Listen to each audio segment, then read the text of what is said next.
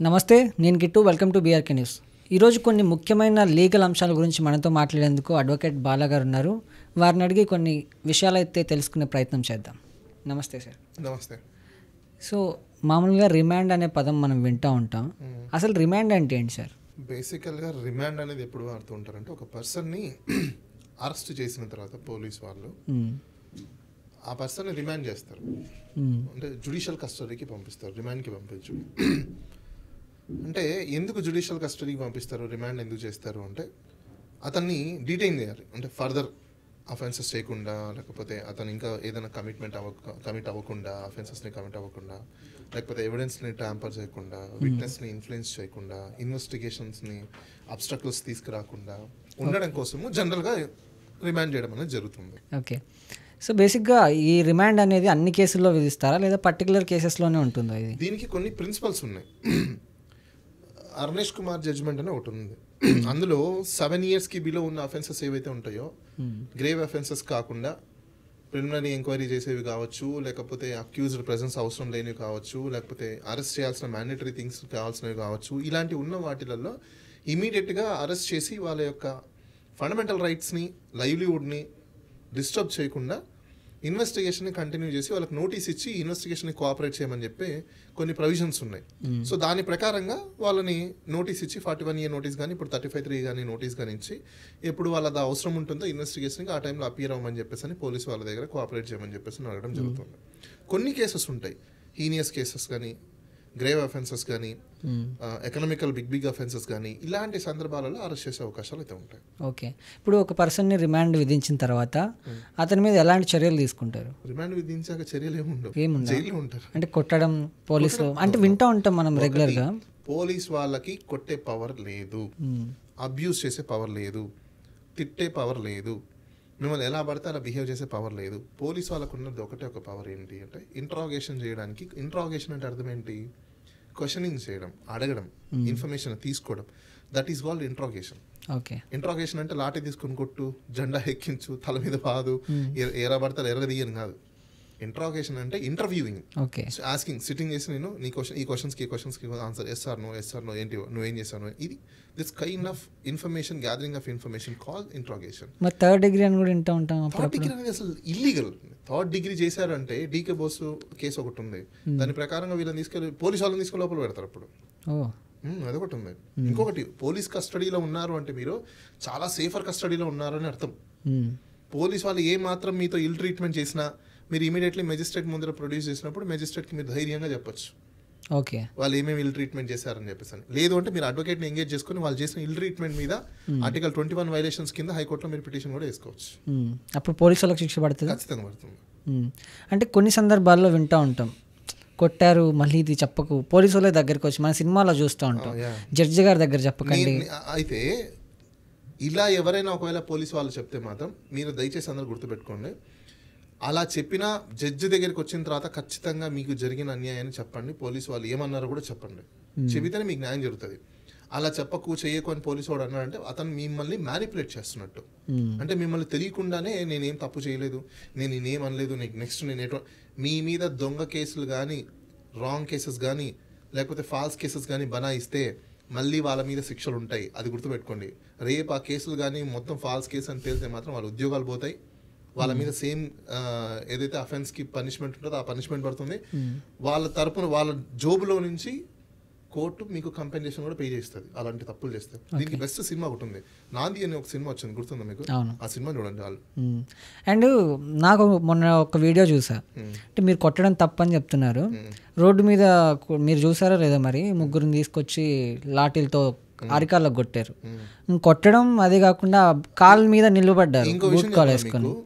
అక్కడున్న పోలీసు వాళ్ళందరి మీద శిక్ష పడుతుంది, చూస్తూ ఉన్న జనాలకు కూడా శిక్ష పడుతుంది, చూసే వాళ్ళకు కూడా. ఎస్, ఆర్టికల్ 51A ఒక పోలీస్ వ్యక్తి తప్పు చేస్తున్నా దాన్ని అడ్డుకోవాల్సిన బాధ్యత పౌరుడికి ఉంది. దాన్ని అడ్డుకోవాల్సిన బాధ్యత పౌరుడికి ఉంది. రోడ్డు మీద అలా ఒక వ్యక్తిని నిర్మానుషంగా నిస్సహాయతలో ఉన్న వ్యక్తిని ఉంచి కొడుతున్నప్పుడు ఖచ్చితంగా ప్రజలు వాళ్ళని అడ్డుకోవాలి. దాన్ని సెల్ఫ్ డిఫెన్స్ అంటారు. అలా కొడుతున్నప్పుడు అలా ఎవరు దెబ్బలు తినాల్సిన అవసరం లేదు. You take self defence. పోలీసు వాళ్ళకి కొట్టే రైటే లేదు. That's called you don't have any right to hit anyone or beat anyone. So police వాళ్ళు అలా మీకు ఇల్ ట్రీట్మెంట్ చేస్తే you can take in self defence. ఇప్పుడు చూసే వాళ్ళకి శిక్ష పడుతుంది అన్నారు, అంటే ఎలాంటి శిక్షలు ఉంటాయి వీళ్ళకి? ఎలాంటి శిక్షలు అంటే రాజ్యాంగంలో మీకు కల్పించిన హక్కులు ఏదైతే తప్పు జరుగుతుందని తెలిసినప్పుడు, జరుగుతుందని తెలిసినా కూడా దాన్ని మీరు అడ్డుకోకపోవడం, దాన్ని మీరు రిపోర్ట్ చేయకపోవడం, దాన్ని మీరు ఖండించకపోవడం also be a violation of fundamental rights. So fundamental rights మీరు వైలేట్ చేస్తారనుకోండి, మీకు 6 months to 1 year మీకు ఇంప్రిజన్మెంట్ పడుతుంది. సో ఇప్పుడు ఒక పర్సన్కి అతని బ్యాక్గ్రౌండ్ అంటే గతంలో ఆయన ఎన్ని కేసులు ఉన్నాయి ఆయన మీద, ఇట్లా 100 కేసులున్నా until proven guilty court has to be declare. ఏ కోర్టు? Highest court. మళ్ళీ ఓన్లీ ట్రయల్ కోర్ట్ ఒకటి కాదు, ట్రయల్ కోర్ట్ తర్వాత సెషన్ ఉన్నాయి, సెషన్ తర్వాత హైకోర్టు ఉన్నాయి, హైకోర్టు తర్వాత సుప్రీంకోర్టు ఉంది. హైయెస్ట్ కోర్టు డిక్లేర్ చేసేంత వరకు your innocent, your only alleged person, your not an accused. చాలా మందికి తెలియదు అది. ఓకే, యువర్ అలెజ్డ్ పర్సన్ బేసికల్గా చెప్పాలంటే. అంటే చాలా కొన్ని రిఫర్మేషన్స్ అనేది రావాలి. రిఫర్మేషన్స్ ఎప్పుడు వస్తాయి అంటే, రాజకీయాలలోకి ప్రజలు ఎటువంటి రాజకీయ నాయకుల్ని సెలెక్ట్ చేసుకొని రాజ్యాంగంలో ఉన్న ఆర్టికల్స్ ప్రకారం పనిచేసే విధంగా ఈ రాజకీయ నాయకులు మనకు పనికొస్తారని అనుకొని వాళ్ళని అసెంబ్లీకి, రాజ్యసభలకి పంపిస్తే, చట్టసభలకి పంపిస్తే మంచి చట్టాన్ని తయారు చేస్తారు. లేదనుకోండి ఇలానే ఉంటుంది. సో తప్పెవరిది అప్పుడు? ప్రజలది. అబ్సల్యూట్లీ. అంటే నాయకులు తప్పలేదు అంటారు. నాయకులు ఏం తప్పు ఉంది? వాళ్ళు ఇప్పుడు వాళ్ళకి ఓట్లు వేసి పంపించేది ఎవరు? మీరే కదా. సో ఇప్పుడు ఒక వ్యక్తికి రిమాండ్ విధించారు అంటే రిమాండ్లో ఆయన నిర్దోష దోష అని తేలిన తర్వాతే శిక్ష. రిమాండ్లో నిర్దోషి దోష అనేది ఉండదండి. రిమాండ్ అనేది ఓన్లీ మీ మీద ఒక అభియోగం మోపబడింది. సో కాబట్టి ఇప్పుడు మిమ్మల్ని ఆ అభియోగానికి సంబంధించిన ఛార్జెస్ ఇవి ఉన్నాయి, అలిగేషన్స్ ఇవి ఉన్నాయి. కాబట్టి మిమ్మల్ని పోలీస్ అరెస్ట్ చేస్తుంది, రిమాండ్కి పంపిస్తుంది, కస్టడీకి పంపిస్తారు, జ్యుడిషియల్ కస్టడీకి పంపిస్తారు.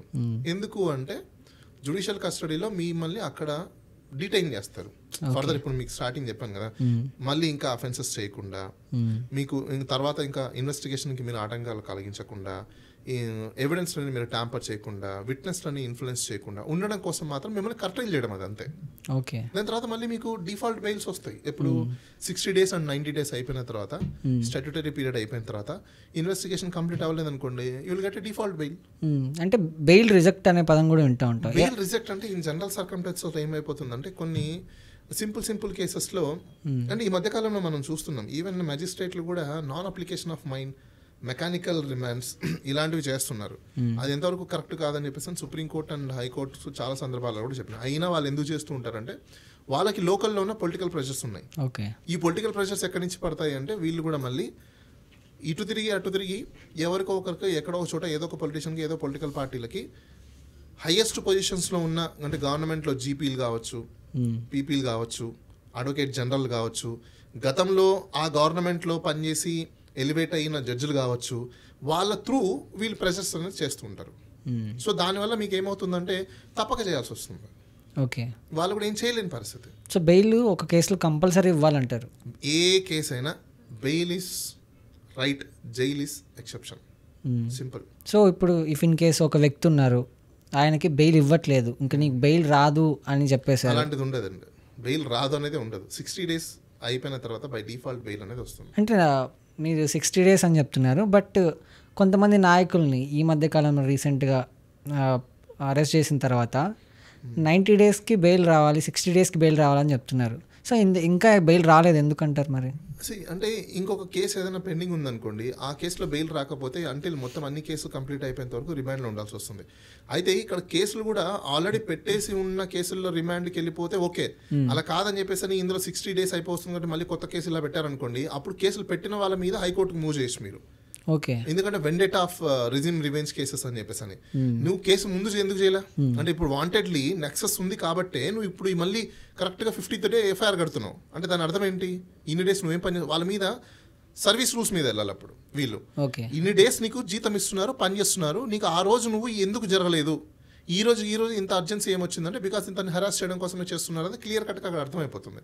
సో వాళ్ళ మీద ఆ కేసు పెట్టచ్చు, రెజ్యూమ్ రివెంజ్ కేసెస్ పెడుతున్నారని చెప్పేసి. ఓకే. అంటే ఒక పర్సన్కి అనారోగ్యం ఉందనుకోండి, ఇప్పుడు మీరు అన్నట్లు డిఫరెంట్ ఒక కేసే కాకుండా డిఫరెంట్ టైప్స్ ఆఫ్ కేసెస్ ఒక పర్సన్ మీద పెడుతున్నారు.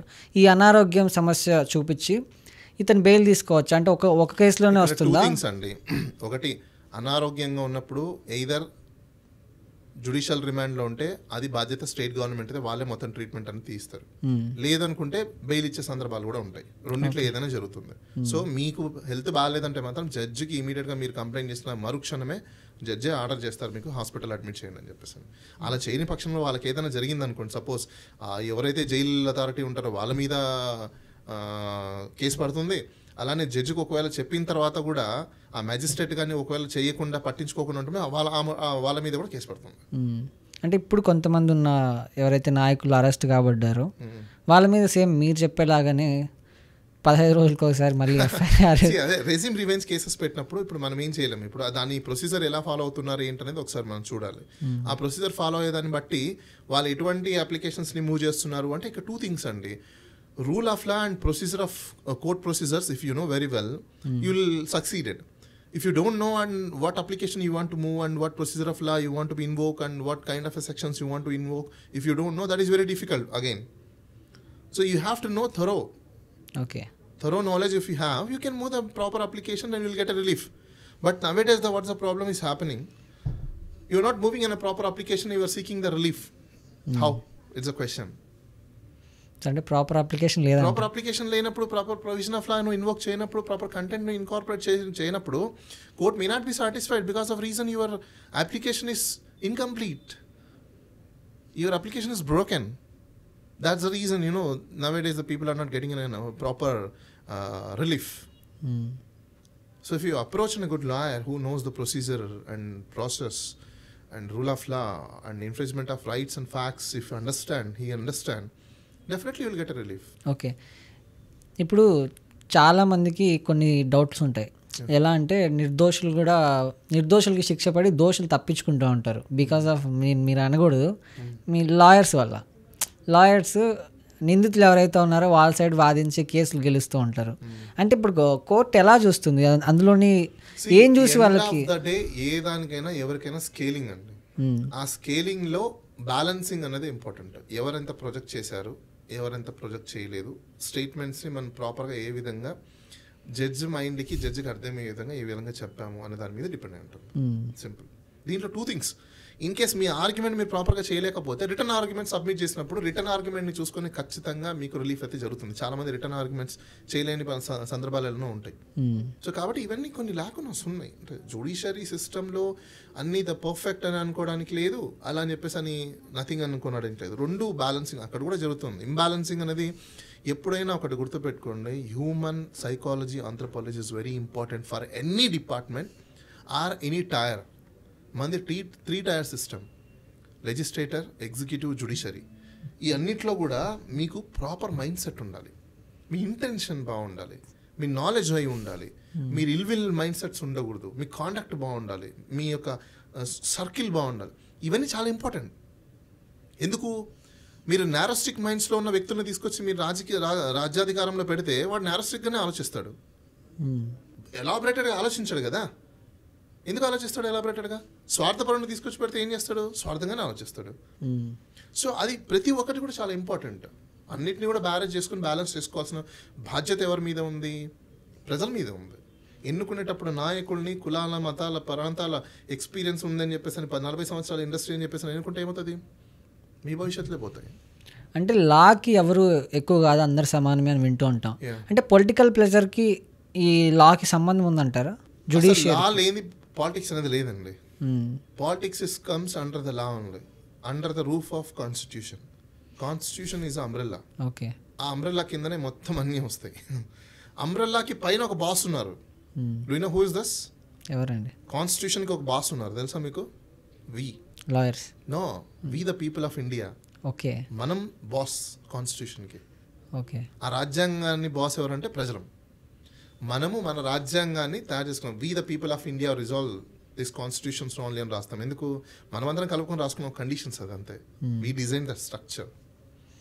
మనమే రాజ్యాంగానికి బాస్లు. మనం ఎలాంటి రాజకీయ నాయకులను పంపిస్తున్నాము, ఎలాంటి అధికారులను మనం రిక్రూట్ చేసుకుంటున్నాము, ఎలాంటి వ్యవస్థని మనం తయారు చేసుకుంటున్నాం అనే దాన్ని బట్టే మన యొక్క బతుకు, భవిష్యత్తు, మన యొక్క సమాజం అనేది ఏర్పడుతుంది.